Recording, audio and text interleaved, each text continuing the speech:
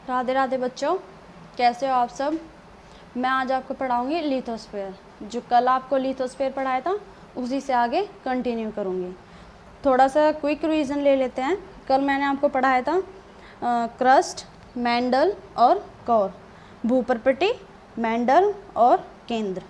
Crust 0 से लेकर 30 kilometre तक बताया था उसका भाग है, और जो मैंडल है 30 से लेकर 2900 किलोमीटर तक फैला हुआ है, और जो कोर है, केंद्र है, वो 2900 से लेके 6371 किलोमीटर तक फैला हुआ है। ठीक है। और मैंने कल आपको ये भी बताया था कि डेंसिटी क्या होती है, कि जो उसकी डेंसिटी होती है सरफेस की 2.9 ग्राम पर सेंटीमीटर क्यूब होती है, और जो एवरेज डेंसिटी होती है वो 5.5 ग्राम पर सेंटीमीटर क्यूब होती है। और जो सेंटर में होती है उसकी जो डेंसिटी, अर्थ के सेंटर की डेंसिटी, वो होती है 13 ग्राम पर सेंटीमीटर क्यूब। जैसे जैसे गहराई बढ़ती जाती है अर्थ में नीचे, डेप्थ तो बढ़ती जाती है, वैसे वैसे उसकी डेंसिटी भी बढ़ती जाती है। और ये भी बताया था कि हल्के धातु पृथ्वी के जो सरफेस है, अर्थ का जो सरफेस है उस पे होता है, और जो सॉलिड होते हैं, जो भारी धातु होती हैं, वो पृथ्वी के सेंटर में होता है। ठीक है। और इससे ही आगे मैं बताऊंगी कि जो लिथोस्फीयर है वो कैसे, मतलब ये तो पता है कि लिथोस्फीयर है, लिथोस्फीयर को स्थलमंडल कहते हैं, लेकिन ये कैसे कहाँ पे होता है। अब देखो, ये है अर्थ का सरफेस, ये अर्थ का सरफेस है, ये सब प्लांट से लगा रखे हैं समझाने के लिए। अर्थ का सरफेस है, स्थलमंडल स्थल से ही लगा लो, एक सरफेस है स्थलमंडल, इसी को ही कहते हैं लिथोस्फीयर। अब ये स्थलमंडल के नीचे क्या आ गया, लिथोस्फीयर। ये 0 से लेके 100 किलोमीटर तक क्या है, लिथोस्फीयर है। 0 से लेके 100 किलोमीटर तक अर्थ के नीचे, ये अर्थ का सरफेस हो गया, ये अर्थ के नीचे 0 से लेके 100 किलोमीटर तक लिथोस्फीयर है। अब यहाँ पे क्या है, यहाँ पे एक प्लेट है, प्लेट। एक ये भी होता है कि plate tectonic theory, Indo Australian plate, European plate, इन दोनों को टकराने से क्या हुआ, माउंटेन का ये फॉर्मेशन हुआ, वो है, वो चीज़ है ये यहाँ पे एक प्लेट है। अब इस प्लेट के नीचे क्या है, एस्थेनोस्फीयर, इसको कहते हैं दुर्बलता मंडल। अब इसमें क्या होता है, इसमें मैग्मा होता है, इसमें क्या होता है, इसमें मैग्मा होता है। अब ये जो लिथोस्फीयर है, लिथोस्फीयर के नीचे प्लेट, और प्लेट के नीचे क्या है, एस्थेनोस्फीयर। इसकी जो लंबाई है उसकी कितनी है, इसकी लंबाई 0 से लेके 400 किलोमीटर तक। अब इसमें क्या होता है, एस्थेनोस्फीयर में, एस्थेनोस्फीयर में क्या होती है, संवहनीय धाराएं होती हैं, कन्वेक्शन करंट होता है, कन्वेक्शन करंट होता है, रेडियो एक्टिव सब्सटेंस होते हैं। अब देखो, अब हम कोई भी चीज़ ले रहे हैं, मानो अब एक हमने बाउल लिया, बाउल में रख दिया हमने, एक पानी रख दिया, और नीचे उसमें क्या हो रहा है, नीचे आग जल रही है। अब उसमें पानी गर्म हो रहा है। अब पानी जब गर्म हो रहा है तो वो क्या होता है, बॉयल होने लगता है, बॉयल होने लगता है तो उसमें कहीं ना कहीं वो जो कन्वेक्शन करंट है, संवहनीय धाराएं उत्पन्न हो रही है। अब जब पानी क्या हो रहा है, बॉयल हो रहा है, तो कहीं ना कहीं उसका टेम्परेचर क्या हो रहा है, टेम्परेचर भी बढ़ रहा है। अब क्या होता है कि जब इसका टेम्परेचर बढ़ रहा है तो इससे क्या पता चला है कि जो एस्थेनोस्फीयर है, दुर्बलता मंडल है, उसमें क्या होता है, टेम्परेचर भी ज़्यादा होता है। जो कन्वेक्शन करंट है, एस्थेनोस्फीयर है, उसका जो टेम्परेचर कितना होता है, 1900 डिग्री सेल्सियस। अब इसमें मैग्मा क्या होता है, मैग्मा होता है लावा।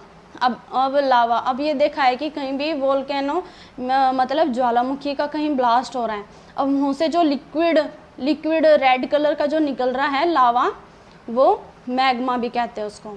जो मैग्मा का टेम्परेचर होता है वो होता है 1200 डिग्री सेल्सियस, और जो एस्थेनोस्फीयर है उसका टेम्परेचर होता है 1900 डिग्री सेल्सियस। अब जब एस्थेनोस्फीयर है, इसका टेम्परेचर 1900 डिग्री सेल्सियस है, तो क्या होगा, जो उसमें सब्सटेंस हो गए, जो मटेरियल हो गए, जो उसमें धातुएं होगी, वो क्या होगी, कहीं ना कहीं पिघलेगी। अब वो पिघला हुआ रूप ही क्या होता है, मैग्मा होता है। और मैग्मा का टेम्परेचर क्या होता है, 1200 डिग्री सेल्सियस। अब देखो बच्चों क्या होता है, लिथोस्फीयर है, लिथोस्फीयर के नीचे यहाँ पे मैंने आपको प्लेट बताई है, प्लेट के नीचे क्या है, मैग्मा है। और इस मैग्मा कौन से पार्ट में, एस्थेनोस्फीयर जो है दुर्बलता मंडल है उसमें है। अब देखो, जो एस्थेनोस्फीयर है उसमें कन्वेक्शन करंट मतलब संवहनीय धारा हो रही है, संवहनीय धाराएं उत्पन्न हो रही है। अब ये संवहनीय धाराएं क्या हो रही है, जो दुर्बलता मंडल है वो मूव कर रहा है। अब वो मूव कर रहा है तो कहीं ना कहीं ये मैग्मा, जो इसके अंदर मैग्मा है वो भी मूव कर रहा है। अब ये मूव करेगा तो कहीं ना कहीं प्लेट है, जो प्लेट है ये बताए थे मैंने आपको, यहाँ पे प्लेट होती है, वे भी मूव करेगी। अब जब प्लेट के ऊपर क्या है, लिथोस्फीयर होता है। अब जब प्लेट मूव करेगी तो कहीं ना कहीं लिथोस्फीयर भी मूव करेगा, स्थलमंडल भी मूव करेगा। और स्थलमंडल पे क्या है, अर्थ का सरफेस है। अब जब स्थलमंडल भी मूव करेगा तो उससे किसका निर्माण होगा, अर्थक्वेक। अर्थक्वेक क्या होता है, भूकंप।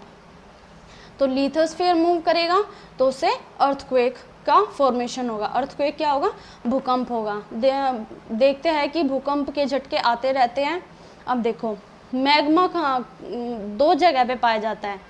एक पाया जाता है बताया एस्थेनोस्फीयर पे, और दूसरा पाया जाता है इन सेंटर ऑफ अर्थ। कल मैंने आपको बताया था कि एक होता है क्रस्ट होता है, एक मैंडल होता है, एक कोर होता है। कोर को क्या कहते हैं, केंद्र कहते हैं। उसका मैंने आपको बताया था कि एक एक्सटर्नल पार्ट होता है, एक इंटरनल पार्ट होता है। जो एक्सटर्नल पार्ट होता है उसमें क्या होता है कि जो एक्सटर्नल पार्ट है वो 2900 से लेके 5155 तक फैला हुआ है, और जो इंटरनल पार्ट है वो 2900 से लेके 6371 तक फैला हुआ है। और जो एक्सटर्नल पार्ट है उसका टेम्परेचर कितना बताया था, 4900 डिग्री सेल्सियस। और जो उसका इंटरनल पार्ट है उसका 6000 डिग्री सेल्सियस। जो 6000 डिग्री सेल्सियस है वो अर्थ का सेंटर है। तो अर्थ के सेंटर में क्या होता है, मैग्मा पाया जाता है। और एक मैग्मा कहाँ पे पाया जाता है, एस्थेनोस्फीयर में मैग्मा पाया जाता है। अब ये हो गया लिथोस्फीयर, हो गया एस्थेनोस्फीयर, हो गया। एक होता है मीजोस्फीयर। अब देखो बच्चों ये कितना है, 0 से लेके 100 किलोमीटर तक फैला हुआ है, और ये 100 से लेके 400। अब 0 से लेके 100 किलोमीटर तक फैला हुआ है लिथोस्फीयर। और कल मैंने आपको बताया था 0 से लेके 30 किलोमीटर तक हमारा क्या है, क्रस्ट है, भूपर्पटी है।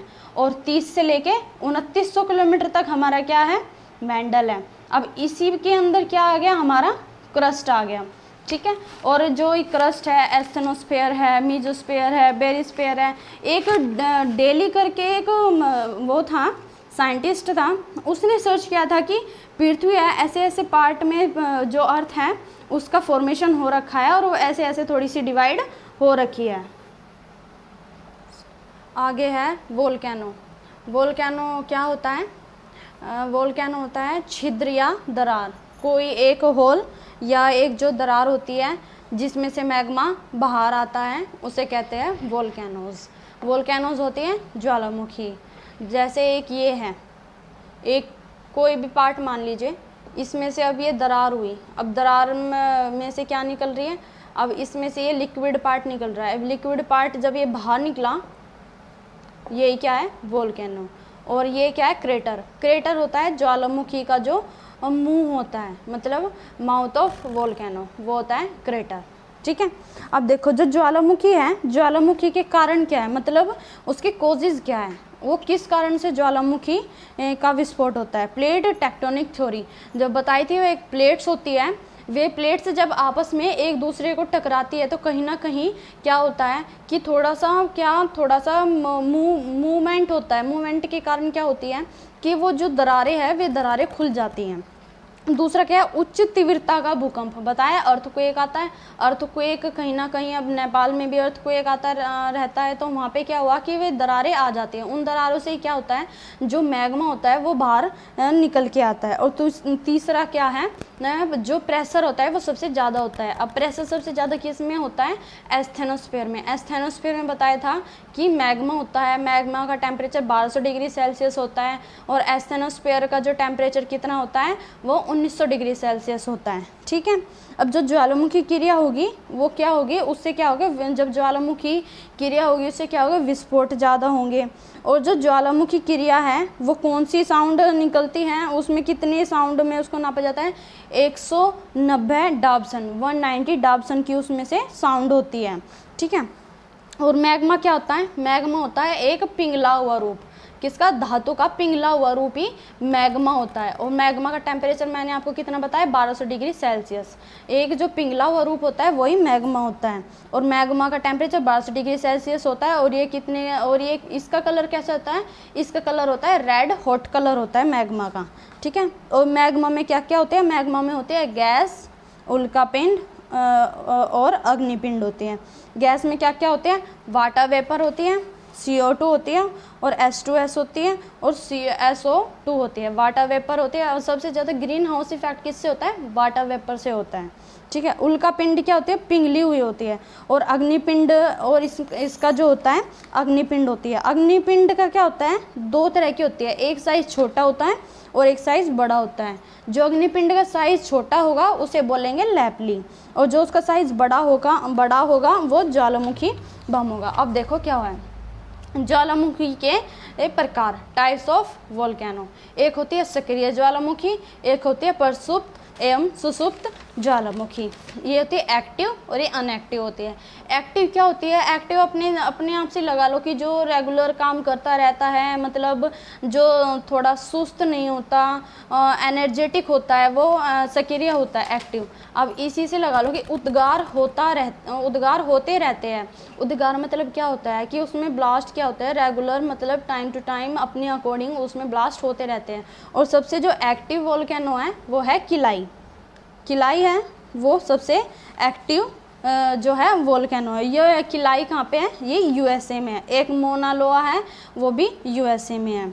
इस क्या होते हैं, जो ये एक्टिव ज्वालामुखी है ये सबसे ज़्यादा विनाशक होते हैं, विस्फोटक होते हैं, मतलब सबसे ज़्यादा जो है ये विनाशक, विस्फोटक, सबसे ज़्यादा हार्मफुल होते हैं।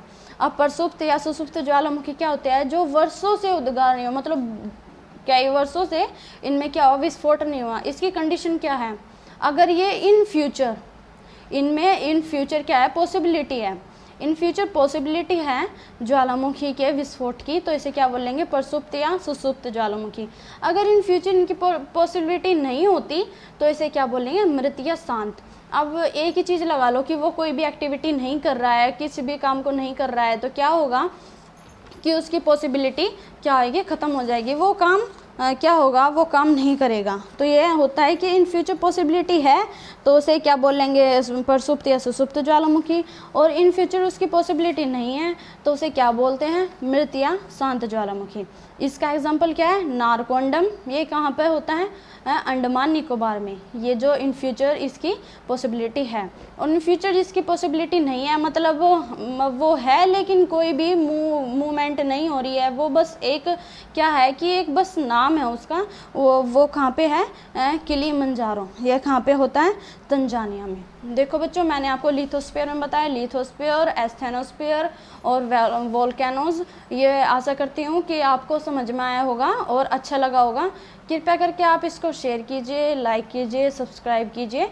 राधे राधे बच्चों।